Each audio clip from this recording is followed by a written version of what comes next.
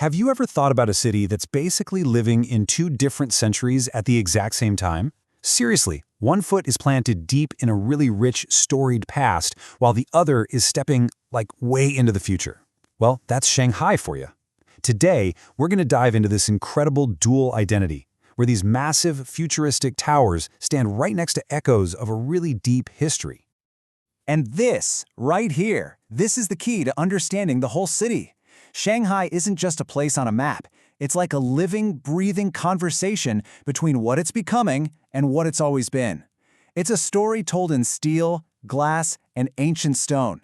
And honestly, it's this very contrast that makes Shanghai so fascinating. All right, so let's start with the most obvious thing about Shanghai. Its ambition. I mean, you can literally see it scraping the sky. This skyline is one of the most famous in the world, but what does it really tell us about the city's vision for itself? Let's take a look.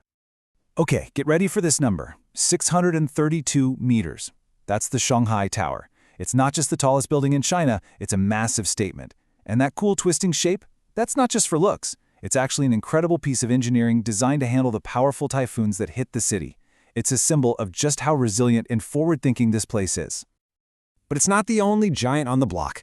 For a long time, this was the icon that screamed modern Shanghai, the Oriental Pearl TV Tower. At 468 meters, its crazy, space-age spheres aren't just for show. They've got observation decks, a revolving restaurant, and even a history museum inside. It's like a vertical monument to the city's entire journey. And rounding out the big three is the Jinmao Tower, which does something really cool. It takes the structure of a modern skyscraper and gives it the shape of a traditional Chinese pagoda.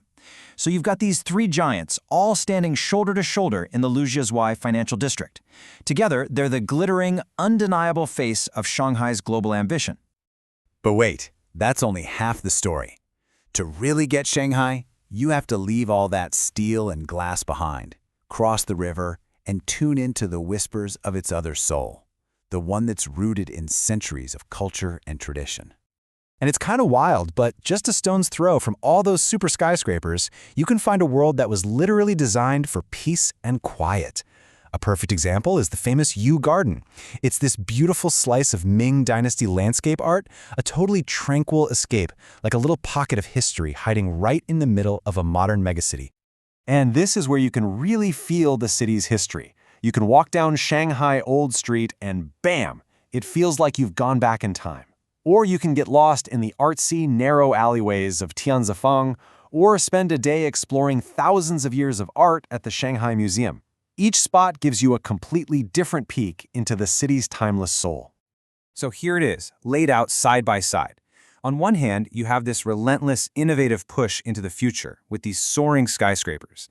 And on the other, you have this deep, deep respect for history, for culture, and for quiet escapes. These two sides don't just exist near each other, they actually define each other. But what if I told you there's one place where these two worlds don't just coexist, but where they actually collide? There is. It's one of the most famous waterfronts on the planet, a place where the past and the future literally stare each other down across a river. Yep, we are talking about the Bund. This is so much more than just a walkway. It's a timeline you can walk on. Strolling along the Bund is like walking right through Shanghai's complex identity, where its entire history is laid out right in front of its ambitious future. Okay, picture this. You're standing on the Bund. You look one way, and behind you are all these grand old European-style buildings from another era. Then, you turn around and look across the Huangpu River, and boom, there's that insane futuristic skyline of Lujiazui we were just talking about. You're literally standing in the present, looking from the past, directly at the future. And that, right there, that's the heart of Shanghai. The city's true character isn't just in the crazy heights of the Shanghai Tower or in the peaceful corners of Yu Garden. Nope. It's in the mix. It's in that beautiful, kind of chaotic, but ultimately perfect dance between the two. So yeah, Shanghai is a city that is always, and I mean always, rewriting its own story. When you see those lights start to flicker on across that skyline, it just makes you wonder, right? In a city that's defined by such an incredible contrast, what on earth is it going to do next?